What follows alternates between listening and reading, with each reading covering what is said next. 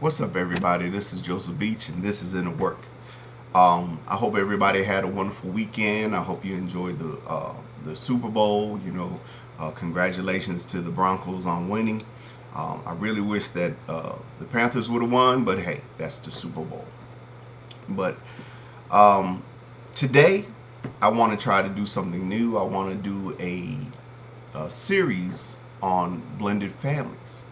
So I want to talk about it because I had a friend kind of hit me up and everything, and they're having some issues concerning their blended family. And it really kind of deals with, not just with them, but people outside on the opposite side of the blended family. And it's causing a lot of issues. And the reason why it means so much to me is because when you have the parents kind of going at it, it's almost like a war going on, and the only victim of the war is really the child, because they're getting pulled back and forth. They're getting told certain things. They begin to act out because they want to love both of their parents, and they don't want to see the parents hurt. They don't want to see them feeling some kind of way. So they begin to act out and everything, and because they think that maybe daddy hurt mommy in such a way that they need to make mommy feel better, so I'll attack daddy, or vice versa.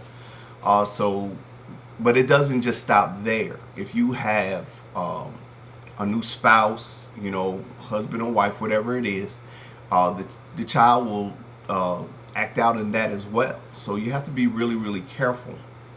um, you know if you really think about it, Jesus comes from a blended family because God was really his father.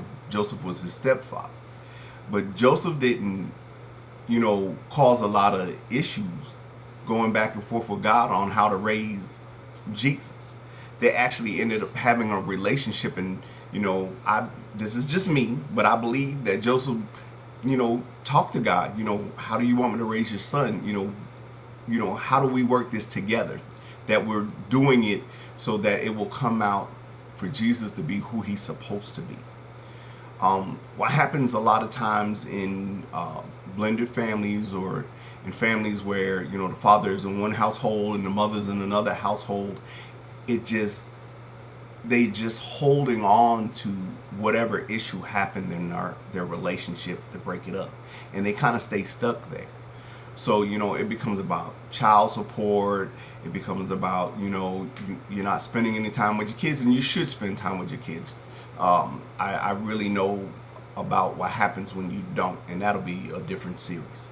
But in this blended family one, what happens is, if the mother or the father of the child sees that the other person has somebody new in their life, it bothers them, and they use their children as a weapon of this war. And then the only victim of the war is the child, because they're being pulled back and forth.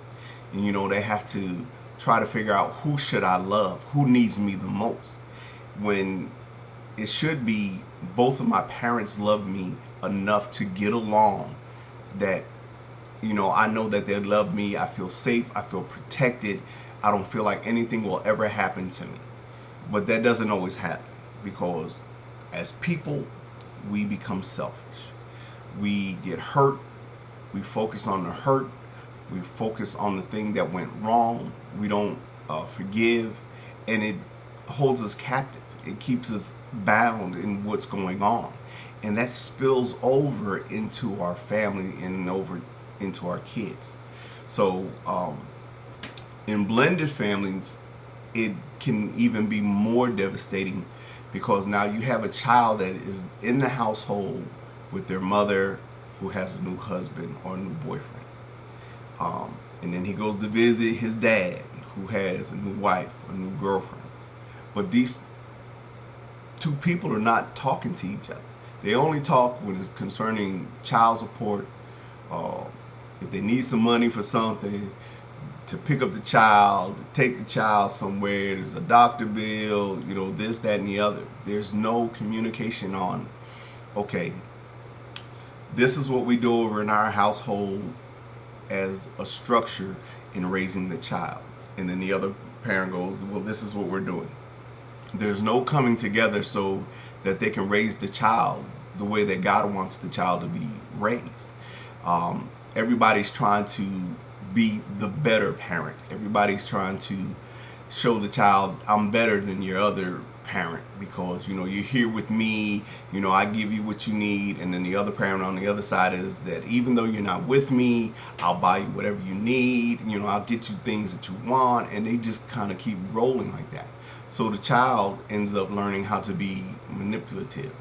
And what they do is when mama say no, you can't have a certain thing, they go to dad.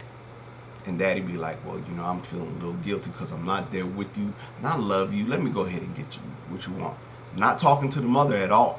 Because there might be a reason why she doesn't want to have that. It could be that their grades are not good. They've been acting out. They're stealing, anything. But because they're not communicating on that level, the child can kind of go back and forth. What happens is if the parents come together, they remove that part.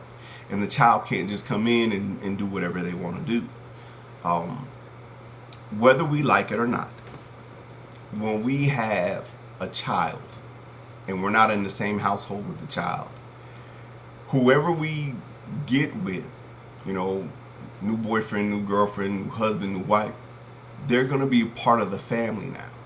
Because whatever happens with that child, whether it's a recital, a play, football game, even marriage, the child is going to want the other parent there as well. And that parent is going to want to bring their significant other. Now, this can be very uncomfortable when the parents don't get along.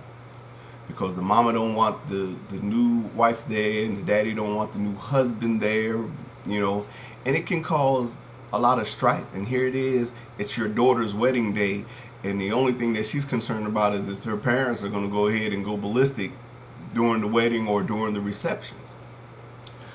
Well, what can happen is that the two parents can actually sit down. Actually, the parents and their spouses can sit down and talk to each other and say, okay, how do we want to go forward in this, raising this child? Because we want this child to be the best man or woman that they're going to be. But but we have to come in agreement that we will parent together. We not trying to be in a relationship with, each other as boyfriend and girlfriend or husband and wife. We are trying to come together and be in a parenting relationship.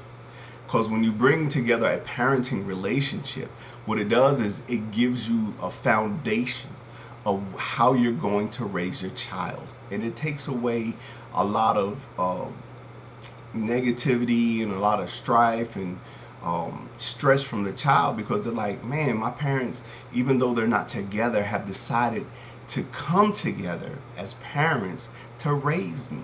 So now when you go to these events, the football game, the spelling bee, or whatever it may be, that you guys are okay because you're celebrating the accomplishments of your children and you're not focusing on the things that happen with you. I mean, there's a reason why we call them exes, because it did not work, and it might have not was supposed to work, and that's okay. But it might work that you guys become parents and parent well together.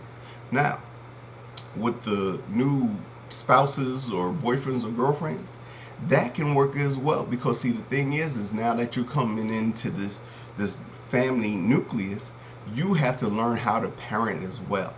This is not about beating kids or anything like that, but discipline is important, but you have to know how to discipline. It's not always about whooping the child's behind or anything like that, or taking something from them, but it's the way that you communicate with the child, because the child wants to feel safe. They want to feel protected. Yes, providing for them is major, but protection and security is the greatest thing, and love. They want to feel loved. So when their parents are not at each other's throat, and the step parents aren't at each other's throat with the old wife or the old boyfriend or whatever, the child feels like, wow, I have a new kind of family, a family that loves me, that gets along, and that they're showing me what it's like to be a man or a woman dealing with this type of situation. So, um, I just wanted to give a little tidbit on that. I mean, I'll talk about more of it later on this week. I just want you to think about, especially if you're in a blended family, how do we get along with the exes? How do we get along with the new spouses or boyfriends or girlfriends and stuff? How do we come together to parent efficiently together? How do we make this parent relationship work? It doesn't mean that you're always going to agree.